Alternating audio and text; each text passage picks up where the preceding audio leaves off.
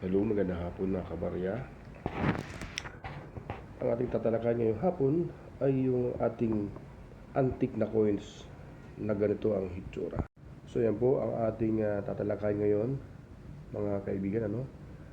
Ang US Philippine 1 piso coin na mayroong year na 1904. Ayan po, nakikita nyo. Ayan po yung hinahanap. Antique po yan na piso, no? So, ayan po, kung meron po kayong mga ganyan, kalkalin nyo po ang mga taguan ni Lola at ni Lolo ng pera. Dahil yan po hinahanap ng mga buyer sa ngayon, ano? Tingnan natin yung harapan po niya. So, yan po guys, ang harapan po niya. So, meron po akong ganyan, pero iba ang year. So, meron pa akong ganyan. Dalawang piraso ito. So yan po yung harapan po niya. Yan ang binibili. Tapos ang kanyang year dapat 1904. Ito yung aking hawak ngayon ay 1906. So sayang ano. So ibalik natin sa likod natin na view. Mga guys, para makita nyo ng mabuti. So yan po ano. Ayan po yung likuran po niya. Dapat 1904 ang akin, pero 1906 yung hawak ko. Kaya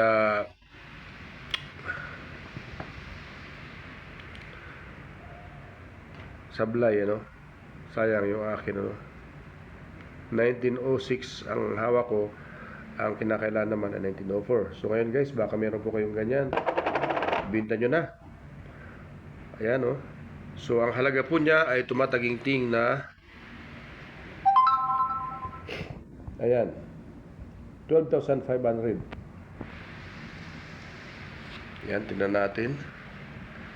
Sa Lazada po yan, mabibili o nagbibinta sila at bumibili rin. So kung makikipagbayo kayo sa Lazada mga guys, ay pwedeng bumaba ang presyo po niyan. Pero kung ako sa inyo, ibinta nyo na. Kahit sabihin natin palugi kayo, kahit 5,000 lang isa, pwede na. Kaysa na mauwi sa wala, ano? Ayan, so malinaw guys, 12,500 ang US Philippine piso coins na ganito. Agila ang likuran, tapos yung harapan ay ganito. Ano guys, 12,500 po yan, no? So antique po yan dahil ang hinahanap nila ay 1904. Ayan po yung year. At ganyan din po yung sa picture po niya, no? So kung marunong kayo makipag-ugnayan sa Lazada, makipag-ugnayan po kayo kung kayo meron. Dahil yan ay tumataginting na 12,500. Ayan, no? So dito sa internet ay marami po tayong makikita ng mga coins na mga mamahalin. Kagaya po nito, may mga halaga na po 25 centavos na iniipon-ipon po natin. So malay natin, yung ganito. Kanong halaga nito? 800. Semi hard to find coin. Ayan, o.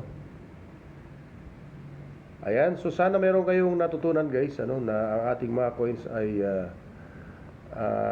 mayroon pong maitutulong sa atin kung sakasakaling tayo nasa gipit na sitwasyon. At ganyan lang po guys. So hanapin nyo na po ang 1904 1 piso coin na US Philippines, yung kagaya po nito, nasa picture. At kayo po ay makakatanggap o may halaga po siya na 12,500. Ayan po yan, no? So maliwanag po mga guys. Thank you for watching and God bless po sa inyong lahat po dyan mga guys, ano? So yan po yan. Ang ano ko lang dito kasi sa akin 1906, sa kanya naman ay 1904. Sayang, ano? So thank you for watching. Sana meron kayong natutunan. Ang ating mga coins ay atin pong alagaan. Baka ito po yung makatulong sa atin pagdating ng araw. Yan. Kaya huwag nyo itatapon ang mga lumang barya dahil meron pong halaga yan sa panahon ngayon. Thank you for watching and God bless.